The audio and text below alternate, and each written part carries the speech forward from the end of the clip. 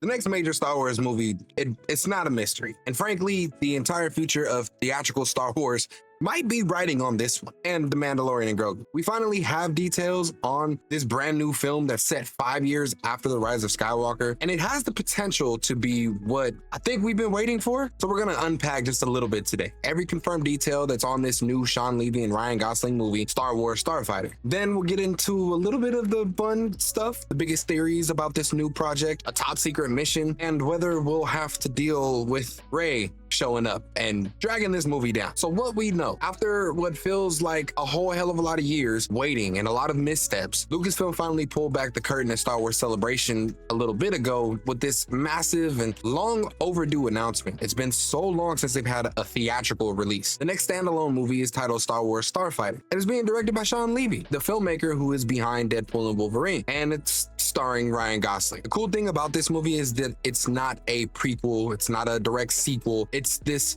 totally fresh and standalone adventure, and honestly that is the best thing that they could have done, other than maybe going 1,000 years into the future. I would have preferred that, but here we are. This one is set about 5 years after the rise of Skywalker, in an era that we haven't seen on screen, and Shawn Levy has been pretty clear that he wants to explore this uncharted territory with mostly new characters, which sounds to be the perfect clean break from this messy narrative that the sequels had. Filming began in the UK in last month, August of 2025, and we have the release date of May 28th, 2027. Some good news, I suppose, is that the cast is starting to come together. Though this is where some of the skepticism comes in, at least for me personally. Joining Ryan Gosling are Matt Smith and Mia Goth, who are both confirmed, though their exact roles are still kept under wraps, being kept a bit of a secret. The film is also featuring a pretty decent lineup. I mean, we got Amy Adams, Aaron Pierre, and Flynn Gray, and that's pretty incredible. But the thing is that this is bringing up a bit of an issue for me. Bringing in such huge and well-known actors is a huge departure from the way that George Lucas did things and his original approach. He often preferred these smaller actors so that they could really disappear into their roles, allowing the audience to be able to see them as the character and not the person behind the character. And with a star as big as Gosling, and honestly a lot of these other people, and Aaron Pierre is about to do a Lantern show, there's going to be a bit of a challenge in making us see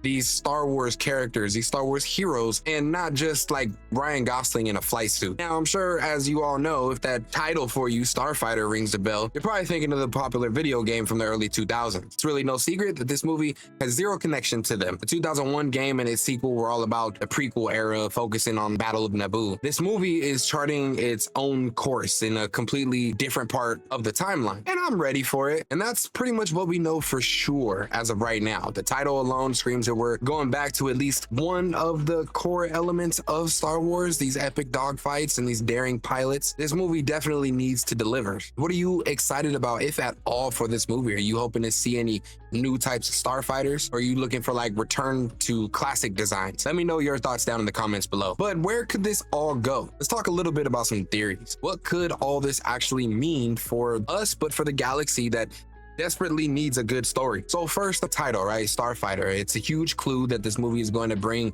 the spotlight back on pilots, really the grounded heroes who are the backbone of every major galactic war. 5 years after the Final Order's collapse, the galaxy has to be in some kind of chaos trying to put itself back together. The New Republic is probably still a mess, leaving power vacuums and remnant factions everywhere. It really is the perfect setting for like a gritty story about a veteran pilot. Probably going to be Ryan's character getting pulled into like one last high-stake mission, and I think that the new ship designs won't just be eye candy. Hopefully they mesh well and tell a story about where the galaxy is at technologically, and maybe even showing us a glimpse at who is in charge now. And when it comes to the secret mission, what is it? With the convoluted mess of the First and Final Orders gone, who is the next big bad? A new compelling antagonist is really non-negotiable for this film to succeed. You can't do no Palpatine is back a third time. I think the speculation gets a little bit fun here. It could be up against the rising criminal empire like the Hutts, or a revived Crimson Dawn fighting for territory, or maybe like a threat from outside of the galaxy like the Grisk from the Thrawn novels, or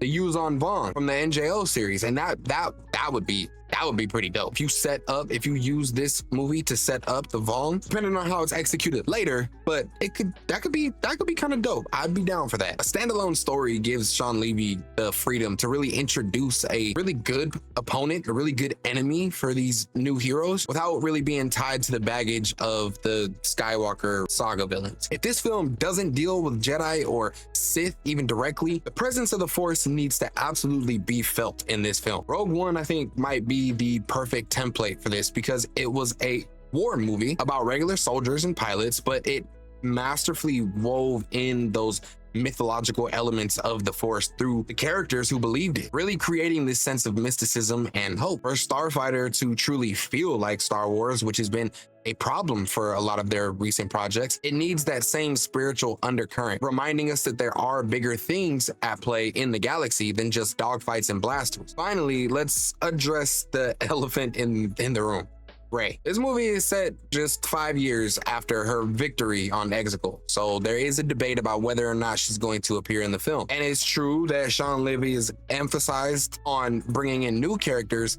There's a lot of fans that kind of think that we might see Daisy Ridley in a mentor role. And I'm gonna just be honest here. I think that is a huge mistake. For myself and a lot of other people, Rey was a character with a really paper-thin story and powers that lacked any real struggle or explanation. So forcing her into this movie, even as a guide, feels like a massive step backwards, at least for the first theatrical release in years. So far, this film's greatest strength is that promise of a fresh start, and an appearance from Rey risks tying this new exciting story to the narrative problems and divisions of the sequels. It really could completely undermine the clean slate that this movie represents, and the focus should remain 100% on really letting Gosling and the new cast build something new. So look, 2027 might feel far away, and I feel like it's far away, but a big chunk of the weight of the franchise is really riding on Star Wars Starfighter, that and the Mandalorian and Grogu movie. This movie really has to be a smash hit. This has to be really good. We have a confirmed standalone adventure from the director. Even though I have my hangups about well-known cast members, we do have a killer cast